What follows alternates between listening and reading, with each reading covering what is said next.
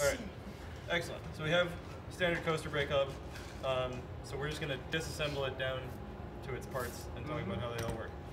So obviously take the axle nuts off, get that out of your way, stack things up in order. It's helpful to take the cog off. You don't actually have to, but it's held on by a snap ring, which I've already taken off. You can just stick a screwdriver under it and pry it out. Be careful when you do that to hold your hand over it so it doesn't go launching off to the atmosphere. We have snap ring pliers in the bike tools drawer that are the pliers that open in reverse. So you squeeze them and they spread the snap ring open and it gets a little easier to take that off. So snap ring off, then the cog slides right off. It's got 3 little bumps on it that line up with these 3 little divots. So it just slides right on and off and is held by that snap ring. If your snap ring ever slips and this thing turns, it becomes a giant pain in the ass. So just be aware of that. But I've only ever had it happen once. But it wasn't fun. What was that on a mission? No, that was on my Civi. Oh, okay. That I thought I destroyed my Nexus 8 hub and was like, oh no, something's horribly wrong. Because it just starts freewheeling in that slot and you have no drive. Then again, there's this dust cap, it just slides off. No problem, that's easy. So then we have sort of standard, same as a front wheel, same as any other rear wheel. We have a lock nut and a cone nut. So you'd use your cone wrenches. I've pre-loosened these. So same idea of holding your cone nut still, loosening off the lock nut. Unscrew that all the way.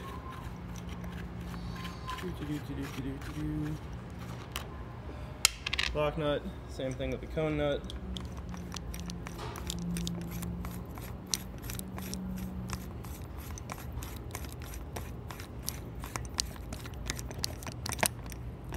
Didn't realize there was going to be a hand model today. I would have washed under my fingernails. You got a wrench manicure. Alright, so we got our cone nut off. Cone nut goes off. And then we have our first set of hub bearings. So these are the same style bearings as you have in a front wheel or any other wheel. They're in a cage, which is nice. I don't think I've ever seen a coaster where they're not in a cage, but I guess it could happen. So your cage, and then you have the brake driver, I guess. So the way this thing works is when you're pedaling forward, it spins everything in this direction and it locks in the same way a normal freewheel would. When you start backpedaling, the back of this has really big threads on it, and so if I start to backpedal, you can see it unscrews and starts to push out. Normally, when it's held in by the lock nut, that starts to push out the other side, which is what activates the brake, pushes out the brake shoes. It'll make more sense when it's not inside the hub. But we can just, again, screw it like you're backpedaling, and it just comes right out. And it's nice and covered in grease and gross. And then there's a second set of bearings inside that. So this is the set of bearings that actually go against the hub, and then the other set of bearings go against the inside of the driver here. So is there more bearings on the other side? Right, so there's one set of bearings on the other side, just like a normal wheel. But here we have this set of bearings actually goes against the hub, and then this has a second cup in it that goes against the cone nut. Okay, on the other side. But it's only adjusted in one place, the cone nut. So it's adjusted just like a normal hub. So it's adjusting 2 cages? Right, you're adjusting 2 bearings at once. Well, 3, because 2 on this side and 1 on the other. But the adjustment is more or less the same. So we'll put that down. And then from this side, everything comes out the bottom. So here's the magic reveal. And so if you notice inside the hub, there's some, you can see like striations on the top, and then there's a step where it gets a slightly smaller diameter. So where all those striations are, those match the striations on these things. These are the brake shoes. This was what actually slows it down. And then where it steps down to the smaller diameter is just where it sits against the bearings for the drive side. So this is the part that actually makes the magic happen. So when everything else is locked down over here, this has got a spring in it, so this is spring loaded. When you start to backpedal, this thing gets pushed down and pushes these brake shoes out. So normally when you're pedaling along, everything is squeezed in, the hub slides around outside, and then when you start to backpedal, this thing gets pushed in, pushes these brake shoes out slightly into the hub, and that's what slows you down. But so these aren't actually attached to anything. They just come off. They're nice and covered in grease. You can see that they have a little lip on the back of them here, so they're you know, the two parts are the same. You can interchange them, but if you try and put them in upside down, they look like they stick out funny. But there's a nice little lip that those sit into. What are those called again? These are the brake shoes. Shoes. Yeah. Theoretically, you can wear them out, but I've never seen a set that's worn out. Have you? That would take a while. Skip gave me a set that were smashed. Oh, Looking for, so I've seen broken ones. right. but I believe not they worn could out. break, Yeah, but I've never seen them worn out. but not really worn out. Because like they're totally covered in grease, and that is normal. They're supposed to be covered in grease. It's not like when we talk about caliper brakes, we're like, oh, never get grease on your rims because your brakes won't work. These are always covered in grease, and it's fine. So those are your brake shoes, and then we have this thing, which is the spring-em-a-bobber. I think the spring is like pressed into the bottom of it, and I feel like I've taken them out before, but this one seems to be very stuck in there. They come out and there's a little washer underneath that, but usually you don't have to deal with But yeah, it. you shouldn't have to take that out. If it falls out, you can just stick it back in. There's no like screw or bolt or anything that holds it in there. And then, so this has these little tabs on the bottom that fit into this. You can see the two tabs line up with the holes next to that, and that's just what prevents this from rotating. Because again, you want the brake shoes to not rotate. That connects it to the reaction arm that holds it to the frame, because you don't want any of this mechanism to rotate, because as the brake shoes go out, the wheel's spinning around, and if any of that rotated, it would just spin and you wouldn't slow down. So those two little tabs are all that's slowing you down. How safe do you feel? Safe enough. And then finally at the end, we have the second set of bearings. So this whole thing is a giant cone. I think it's technically a cone nut. It is threaded onto the axle. But again, you should never have to disassemble this unless you've somehow like broken your reaction arm. But again, I've never seen that. So more bearings. I guess you could potentially wear out the cone race. So many things to strive for. Yeah, lots of new ways you could break things that I haven't seen. I haven't actually taken that many of these apart. But so that's all the parts. But again, other than getting it back together in the right order, which they all have like pretty positive fit, that they go together and it's pretty obvious, so like, okay, this is together in the right way. Just making sure you orient the bearings the right way. The adjustment is the same. Standard cone nut and lock nut. Get it all squeezed back together and you're good. And that's why there's more play, because there's an additional set of bearings. Right. So there's a little bit of extra wiggle in there. But to put it back together, again, starting here, bearings, making sure you put the closed side of the cage towards the cone, like this.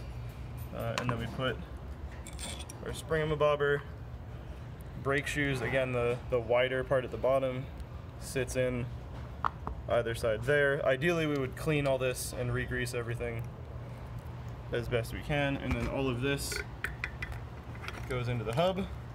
And on the other side, we have our other set of bearings. Again, the closed side goes towards the cone, which is now up, because this is the cone. Thread that in like you're pedaling. It screws all the way down. If this doesn't get all the way down to the edge of the hub, something's slightly off, your bearings might be upside down.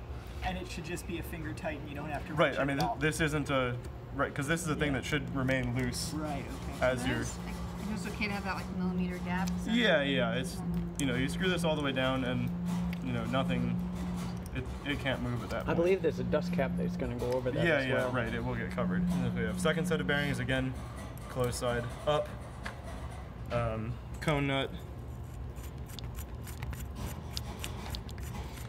just to hold everything in place. And again, we would be applying grease as appropriate in each of the in bearings? each set, and in just on all the brake shoes and stuff.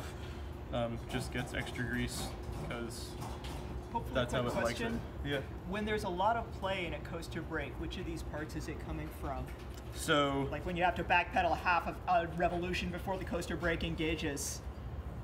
I would suspect it's probably this cone and lock nut being loose, because if this is backed out a bit, Right, so that has to this move a long way has to before it move a starts long way pressing. before it starts pressing on the spring.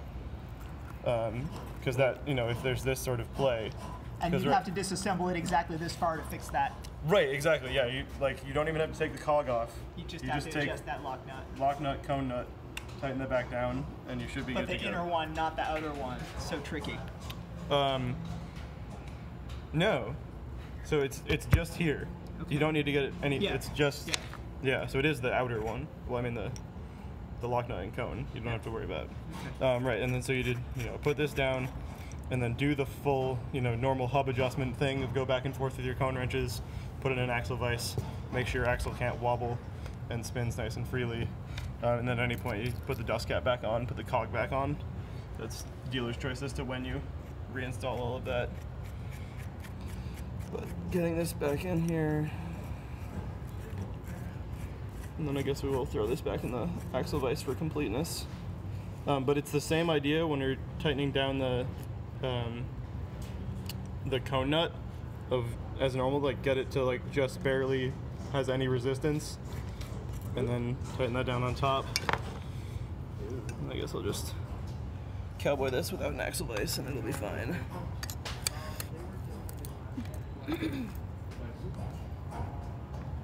Tighten that down. Do this with an axle vise, it's easier. And then it's a little bit harder to feel the axle play because you've got the, there's a spring in there and the reaction arm and all that.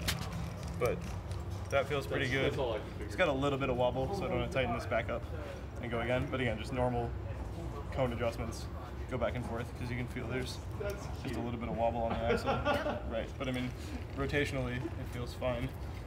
Of note, because of all the spring mechanism, you spin one way and there's like a little hop in there. You spin the other way and it feels more or less fine. So just spin both ways when you're spinning it this fast. When you're just spinning it by hand, you're not really going to notice it. But if you're like, oh, it feels good and it doesn't wobble, and you spin it and it like makes a funny like ratchety noise, that's just because this thing's trying to do its thing. And that's totally normal. As long as you have, no end play and it feels pretty smooth. Wow, You're mystery golden. revealed. Right, yeah, I mean, so the trick is there's more complicated parts in there, but unless you're doing a full overhaul, you don't need to touch them. Just get to the cone nut and the lock nut. This side is always the lock side, so you don't have to make that choice like you do on a normal wheel with locking side one. I have had it happen though that like this side gets loose, and so that can be the other problem is, first thing is check these, make sure that's nice and tight, and if that doesn't fix your problem, this side could have gotten loose, and so then you have to take apart the whole stack, crank all this stuff down. Yeah, I remember. Make sure that's all tight. I Thank you. remember one time Compliance's hub came apart. A couple of Put it back questions. together. Yeah. Could you just show what an axle vise looks like to the SCUL pilots? Oh yeah, totally. So axle vise. Oh, there's one. Yeah, there's an axle vise right Great. there. It has two sizes in it. Use whichever size fits. The jaws are aluminum, so they're not going to hurt your axle. These jaws are not threaded, despite looking like it. It's just the threads get pressed in. But you open that up nice and awkwardly from across the bench, I put it can in, help. and then tighten that up. Great. One other question: what are the more common mistakes that you can make when you're rebuilding a coaster brake hub? Well, so I was going to say one common mistake with your axle vise here is when you have that clamped down and you make your adjustment and just letting the vise hold it and spin it, be like, oh, that feels great. But it feels significantly different when you're turning from out here versus when you're turning the axle by hand. So make sure every time you make an adjustment, you take it out of the vise, turn it by hand, check for lateral wobble or rotational grinding. I left a brake shoe out one time, but that was probably just me. I find that the most common problems that I've seen, or when I've done a coaster brake rebuild, is to put a part in backwards. And things will not behave well when you do that. So Yeah, usually I mean, it's the brake shoes that I messed up. And that becomes obvious as you put it back together. Right, if you have the brake shoe backwards, it probably won't fit back into the hub. We're not going to fit well back into the hub. Or the clutch cone, the one with the spring. I had somehow, some of them don't have those springs. There's a few different variations. There is an older coaster brake hub called a new departure hub, and if you open it up and you see stacks of like copper washers and nuts resembling what you saw inside this hub, just run stop, away. get a new hub, and give me the old one because they're like from the 40s and they're not reliable and they're beautiful. Excellent. Thank you, XS. Yeah, no problem.